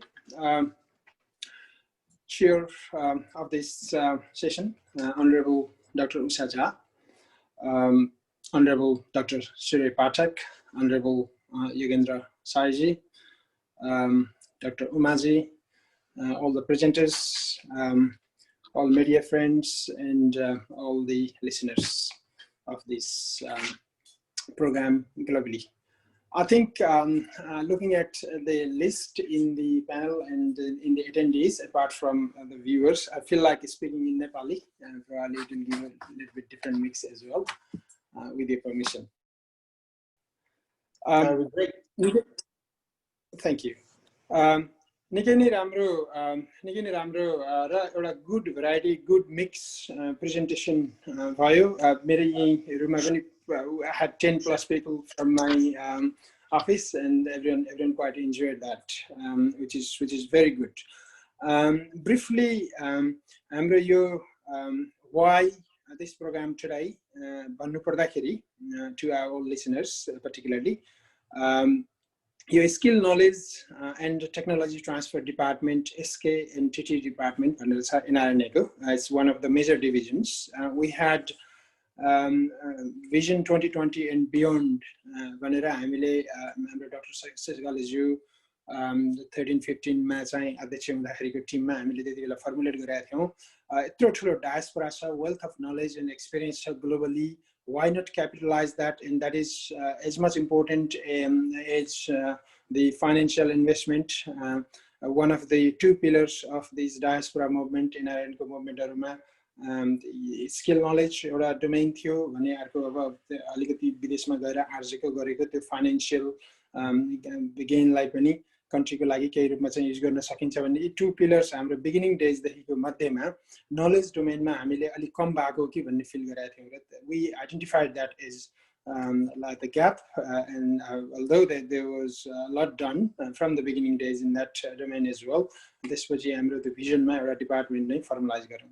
त्यस अन्तर्गतको जुन हाम्रा major 6 डिभिजनहरु छन् र we are also expanding in that area. तीमध्येमा some examples, we have Nepal Science Foundation, we have in our Knowledge Academy, Policy Institute, Agricultural Promotions Division, and then this knowledge conference. Knowledge conference ma jun global knowledge part of that first day हामी अहिले parallelly आज पनि 5 वटा Zoom hallहरुमा parallelly अहिले गइरहेछ. We just completed the first round of in 4 of our regions, चाहिँ त्यो regional knowledge conferenceहरु पनि along with the regional meeting त्यनेको. यसको मेजर अब्जेक्टिभमा अघि थुप्रै हाम्रो distinguished guest or presenter or the main objective is to share the knowledge and experience and the expertise beyond borders globally, back to Nepal and within our diaspora and capitalize on it to like translate into some applied outcomes. Outcome is important. Azai pani yo sunirakhdakeri present गर्दाखेरि थुप्रै साथीहरुले सोधि पनि राख्नु भएको छ, like you guys did first global knowledge conference 2 years ago, and then can we know what part of it has been implemented, or at what stage, what is the status of it भन्नेमा क्वेशन्सहरु पनि आउने गरेको छ. Fortunately यो जुन हामीले आजको यो session छ vocational skills अन्तर्गतको यो चाहिँ one of those areas that relatively easier to translate into implementation and measurable outcomes as well. And most likely that 2 years time, when another global knowledge conference, at that time we will have something to say, look, this part, you know, that's where we are at. And more than one initiatives are I'm very confident.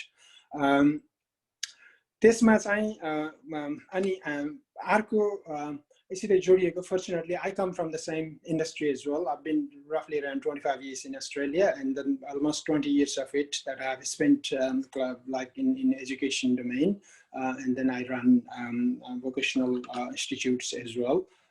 So I can speak from the Australian experience as well as the Nepalese experience. Then that's when I got educated most of it, and the experience, and plus the different countries and regions throughout this career journey.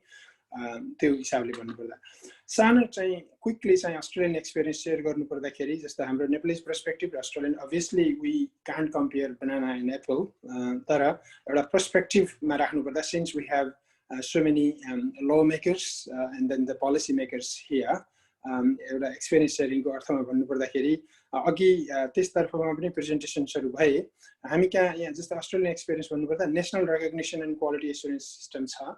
त्यो चाहिँ it did move from the state based. We had prior to this state based, it went for many years. त्यसपछि त्यसका चाहिँ goods and bads, अनि एउटा चाहिँ generally law change भनिसकेपछि यिनीहरुकोमा मैले पाएको एक्सपिरियन्समा इन्डस्ट्री स्टेकहोल्डर लगायत सबैबाट गरेर couple of thousand भन्दा बढी सबमिशन्सहरु, ड्राफ्ट सबमिशन्सहरु पर्सन स्टेकहोल्डरहरुबाट हैन, these are our feedbacks भनेर all of those are taken into consideration before even drafting the final policy.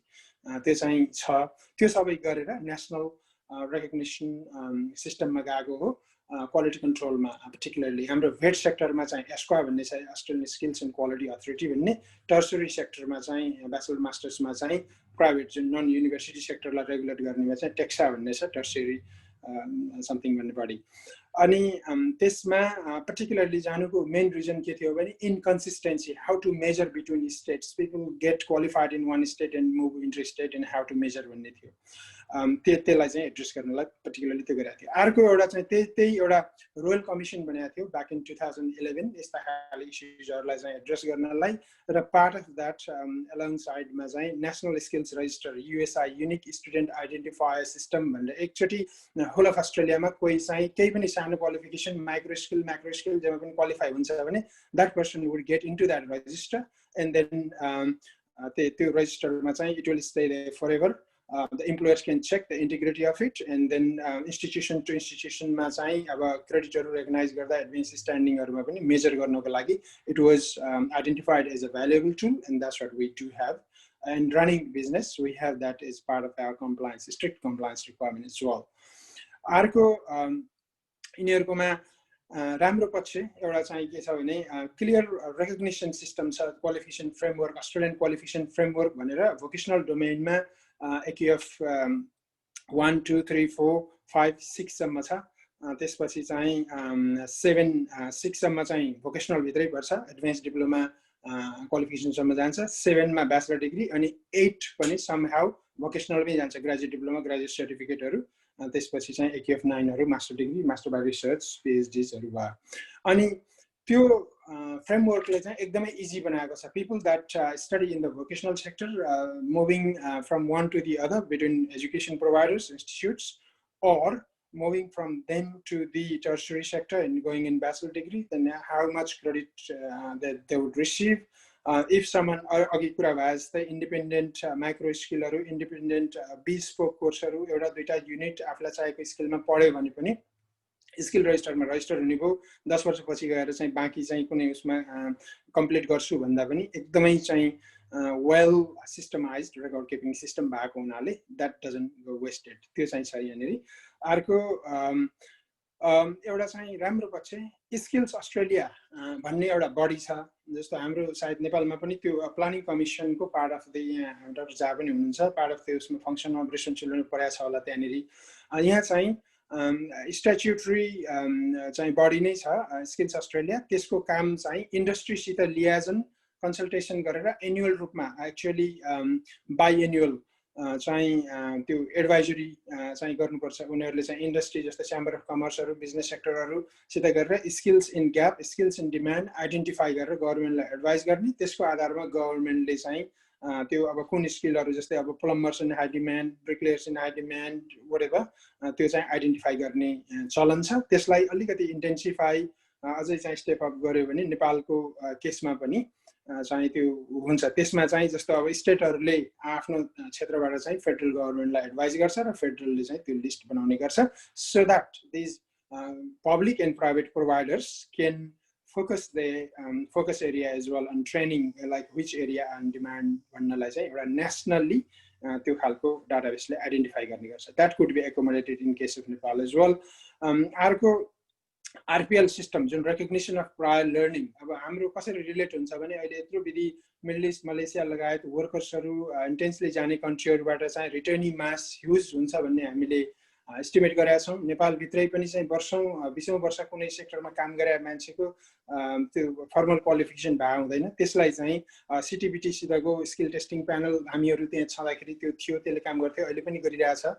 तर चाहिँ अझै त्यसलाई अलि बढी सिस्टमाइज अलि इन्टेन्सिफाई गरियो भने विदिन नेसनली पनि इट विल बेनिफिट अ लट प्लस ती हाम्रा अनइम्प्लोइडहरूलाई रिइम्प्लोयमेन्ट प्लस चाहिँ रिडिप्लोयमेन्ट अब उसबाट साउदीबाट आएको मान्छे भोलि मलेसियामा जानु पर्दाखेरि पनि एउटा रेकग्नाइज्ड फ्रेमवर्कले चाहिँ त्यो रेकग्नाइज गरिदियो भने चाहिँ उनीहरूलाई त्यही रिइम्प्लोयमेन्टको लागि डिप्लोयमेन्टको लागि एकदमै सजिलो हुन्छ यो चाहिँ पनि अस्ट्रेलियन एक्सपिरियन्सबाट चाहिँ I would like to share नेपालमा छ तर चाहिँ अझै I think if we were to share the experience we would have things to say same thing doctor जसले क्यानाडाबाट मिट गर्नुभयो त्यस्तै हाम्रो डायस्पोराका सबै कन्ट्रीकै हाम्रा एक्सपर्ट साथीहरू हामीले कन्सोलिडेट गर्न सकिन्छ ती सबैको एउटा क्रस एक्सपिरियन्स सेयर गरियो भने नेपालमा गभर्मेन्टलाई स्टेट र फेडरललाई पनि त्यो युटिलाइज गर्नलाई सजिलो हुन्छ र हाम्रा साथीहरू सबै भलन्टरीले नै त्यो हेल्प गर्नलाई ह्यापी हुनुहुन्छ अर्को यिनीहरूको एउटा राम्रो पक्ष इन्डस्ट्री कन्सल्टेसन एन्ड इन्गेजमेन्ट कुनै पनि कोर्सहरू हामीले नयाँ एक्रेडिट गर्नुपर्दा माइक्रो स्किल्स होस् म्याक्रो स्किल होस् फर्मल क्वालिफिकेसन होस्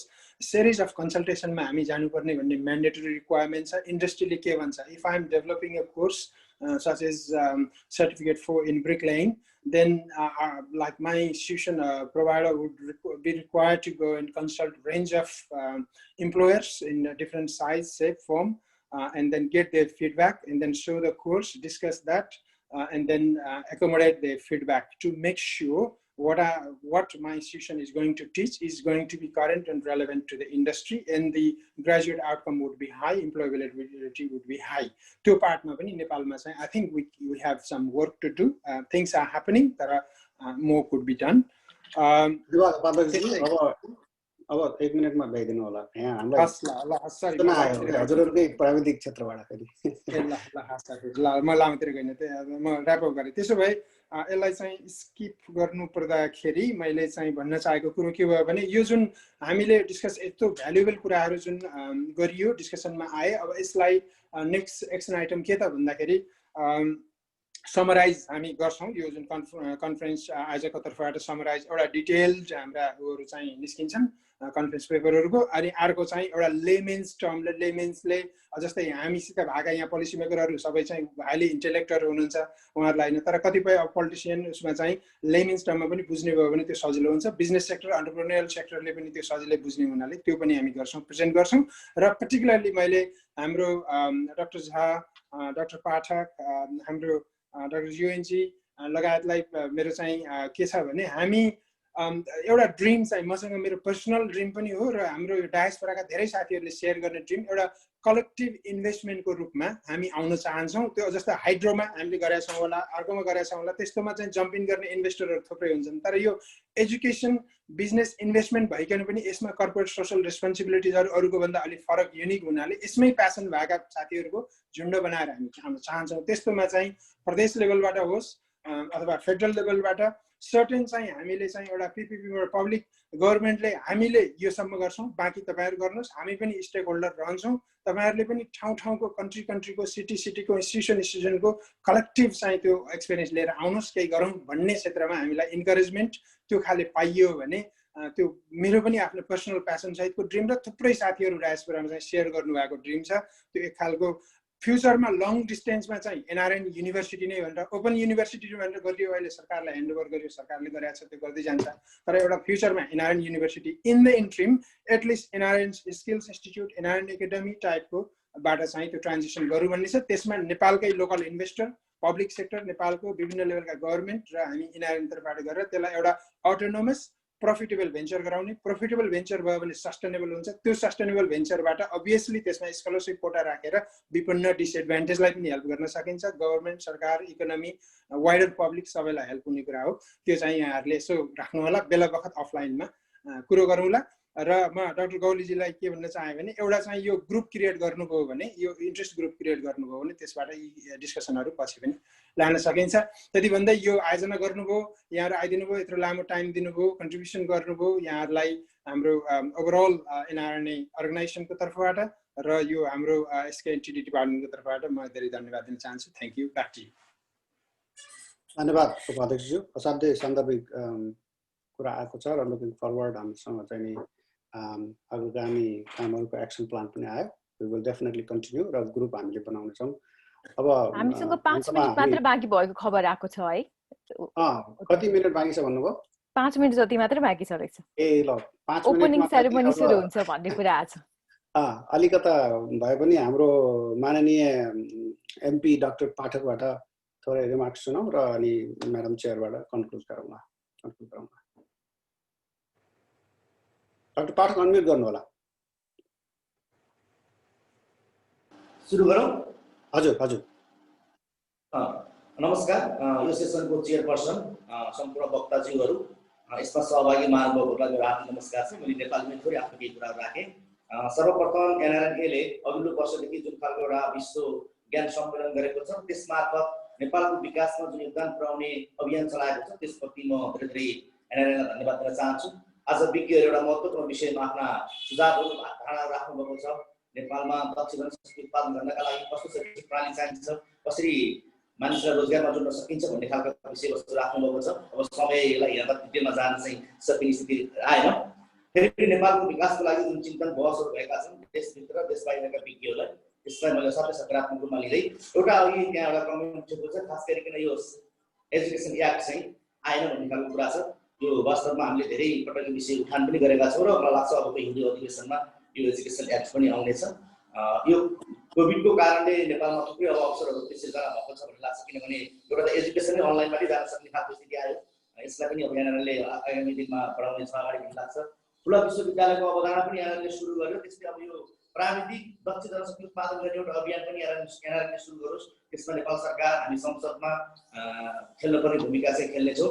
यति भन्दै म समयको पाबन्दीलाई पनि एकदम ध्यान दिइरहेको छु। म 5 मिनट्स भन्ने छ, त्यसमा पनि ओपनिङ सेरेमनी हुँदो रहेछ।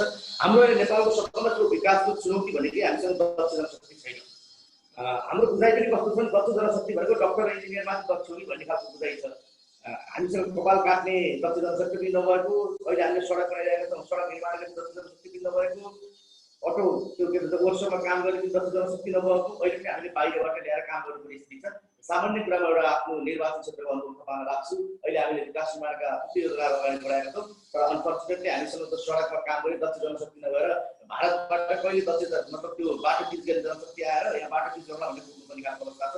यस्ता समग्र कुराहरूमा हामीले ध्यान दिनुपर्छ। एनआरएनले जुन खालको अहिले यसमा लिड गरेको छ धेरै खुसी लागेको छ।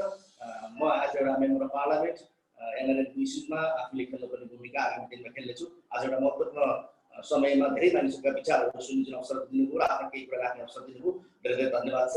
नमस्कार। धन्यवाद माग्नेज्यू तपाईको प्रतिबद्धताको लागि। अब म्याडम उषाजाबाट कार्यक्रमको समापन गरौँ।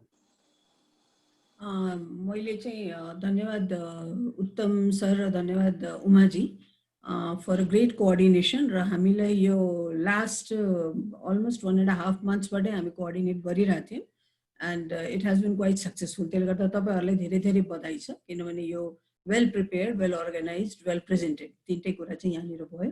अब यसपछि म सानो मेरो क्वेसनको एन्सरमा जान्छु। यो अहिलेको फेडरल कन्टेक्स्टमा चाहिँ अलिकता बढी नै कुराहरू क्ल्यारिटीहरू चाहिने भएकोले सबै एक्ट आइसकेको छैन। एक्टहरू धेरै आइ पनि सकेका छ, एक्टहरू अन द वे पनि छ र सर्टेन एक्ट्सहरू चाहिँ ठ्याक्कै अन प्लेट छ, कानुन मन्त्रालयमा छ र अबको हाउस स्टार्ट भयो भने अबको हाउसमा पनि धेरै एक्टहरू जान्छ। त्यसले गर्दा एक्ट बनाउने फेज चाहिँ अहिले थियो र कन्स्टिट्युसनलाई चाहिने जे जस्तो एक्टहरू छ मोर देन धेरै एक्टहरू चाहिँ बनिसकेको मैले यहाँनिर भन्न चाहन्छु। तर हामीले अहिले चाहिने टिबेट एक्ट चाहिँ भइसकेको छैन, त्यो चाहिँ अहिले कानुन मन्त्रालयमा बसिरहेछ and there are still discussions going on. त्यसले गर्दा पोसिबली छिटै हुन्छ होला त्यो। अब यो हाउस भयो भने छिटै नै हुन्छ होला, नभए चाहिँ स्पेसल प्रोभिजन गरेर भए पनि त्यो आउँछ होला। वन्स हामी जुन अहिले यहाँका जति इस्युजहरू उठेको छ, इन्डस्ट्रीसँग लिङ्क गर्ने, इम्प्लोइमेन्टसँग लिङ्क गर्ने, निडसँग लिङ्क गर्ने, यी सबै कुराहरू चाहिँ हामीले त्यहाँनिर समेटेर लानुपर्ने हुन्छ। केही कुराहरू मेरो आजको लर्निङबाट पनि मैले फेरि त्यो लेन्सले पनि रिभ्यू गर्छु त्यसलाई। यो एक दुईवटा कुरा राम्रो कुरो के आयो भने अब टेक अवे जस्तै मैले देखिरहेको छु यसलाई। मैले मेरो पार्टबाट चाहिँ अब प्लानिङ कमिसनको पार्टबाट मैले तपाईँहरूको सबै प्रेजेन्टेसनहरू लिएपछि मैले एक्चुअली डाक्टर धरेलजीलाई पनि धेरै धन्यवाद दिन चाहन्छु, जुन उहाँले मार्केटलाई स्ट्रेस दिनुभएको थियो र in fact that is what is very much needed होइन। सो आई टोटली हियर यु त्यसमा चाहिँ। र अब यो मिड लेभलको एक्चुअली हायर लेभलभन्दा पनि मिड लेभल नेपालले चाहिँ धेरै चाहिने नै हो। प्लम्बर हुँदैन, हामीसँग इन्जिनियर धेरै हुन्छ जसले प्लम्बरको काम जान्दैन। So I think that's very important thing. I totally hear you. र अब नेपालको साइडमा चाहिँ मैले हेर्दाखेरि टिबेट एक्टको कुरा चाहिँ फाइनलाइज गर्नुपर्ने छ, त्यो एज एन एक्सन प्लान मैले देख्दाखेरि, so that we can move forward. र जहाँनिर हामीले एनएनआई पनि स्पेस दिनुपर्छ, एनआरएनएको लागि पनि स्पेस दिनुपर्छ, अनलाइनको लागि पनि स्पेस दिनुपर्छ। पोसिबिलिटी कुराहरू अहिले आइसकेको छैन कि जस्तो लागिरहेछ मलाई, but I have to review it in that way. र डाक्टर लामिछाने पनि हुनुहुन्छ मसँग and we will work it on together. Professor Parajuli हुनुहुन्छ, they are all very very well equipped on that. र यो सबै नलेजहरू त्यहाँनिर अब जान्छ होला। र त्यस्तै यो अहिले कस्तो छ भने अब यो टिबेट तर यसलाई अहिले स्ट्रक्चर गर्ने कि फेडरलिजममा स्ट्रक्चर गर्नलाई पनि अघि कुराहरू धेरै आयो होइन। त्यसको आधारमा पनि यता प्लानिङ कमिसनमा म त्यो डिस्कसन गर्दै गर्छु, यही ग्रुप भयो भने झन् सजिलो हुन्छ। तर on the side of NRNA I think it's very important कि एटलिस्ट एउटा रिसोर्स पर्सनको लिस्ट भयो भने who can really contribute in the online education for the TVET sector. So CTVT-सँग हामीले कोअर्डिनेट गरेर त्यहाँनिर कसरी यो के मेकानिजम डेभलप गर्न सक्छौँ त्यसमा चाहिँ हामी दुवैजनाले मिलेर गर्नुपर्ने हुन्छ। र प्लान अफ एक्सन हामीले त्यसरी गर्न सक्यो भने एउटा अघि पनि सेन्टर अफ एक्सलेन्सको कुराहरू उठाएको थियो, त्यसमा तपाईँहरूलाई अलिकता फेरि पनि थट प्रोसेस आफ्नो ग्रुप डिस्कसनहरू स्टार्ट गरेर तपाईँको प्यासन र हाम्रो प्यासन चाहिँ त्यहाँनिर मिल्न गयो भने centre of excellence would be something that you would demonstrate. र त्यो डेमोन्स्ट्रेसन भयो भने the government of Nepal would be able to replicate it होइन एज पर द निड। त्यसले गर्दा that's what I am looking forward from NRNA group so that they can come up with that. र अरू कुराहरू I totally take everything that has been presented by everybody. There are gaps, there are challenges, there are successes and we really need to build on that.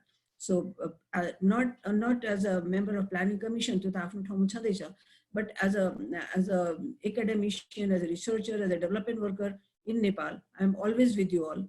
I will always be working with you all. That's my commitment to you.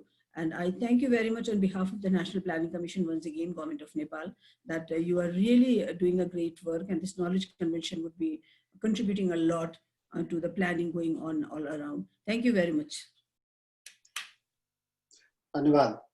आजको yes संवादमा भाग लिनुहुने government अफिसियलहरू, elected अफिसियलज्यूहरू, हाम्रो वक्ताहरू, प्यानलिस्टहरू र सबैभन्दा धेरै धन्यवाद चाहिँ हामीलाई आज सुन्नुहुने र प्रश्न सोध्नुहुने साथीहरूलाई छ। र मेरो सहकर्मी साथी डाक्टर उषा प्रधानलाई धन्यवाद र सलाम गर्दै म सबै साथीहरूसँग आज हामी बिदा हुन चाहन्छौँ। To be continue. कुरा जति गऱ्यो उति बढ्दै जाँदो रहेछ होइन, भर्खर सुरु भयो जस्तो लागेको छ। अब तपाईँहरूको अनुहारमा हेर्दाखेरि सबैलाई केही न केही कुरा भन्न लागिरहेको जस्तो, मन लागेको जस्तो अहिले मैले महसुस गरेको छु। तर यो कन्भर्सेसनलाई अब फेरि अर्को स्पेसमा फेरि भेट्ने गरी अहिलेलाई हामीले बिदा लिनुपर्छ होला, समयको पाबन्दी। अमृताजीलाई धन्यवाद. You were answering questions online. I was seeing that. मैले कति कुरा एक्नोलेज गर्न भएको छैन यहाँ. तपाईहरुले चाहिँ देखेर भनेर आफ्नो उपस्थिति जनाएर हामीलाई भनिरहनु भएको छ. कतिपय कुरा we hear you भन्नु परेको छ, तर भनौं न त्यो हामीले यो भर्चुअल स्पेसमा हामीले जुन हाम्रो इमेजिनेसनलाई यहाँ शेयर गरेका छौं त्यसको हामीले अन्तर्मनमा समाहित गरेर आज यहाँबाट बिदा हुन चाहन्छौं. धन्यवाद. नमस्कार. नमस्कार है सबैजनाले. नमस्कार. सबैलाई नमस्कार.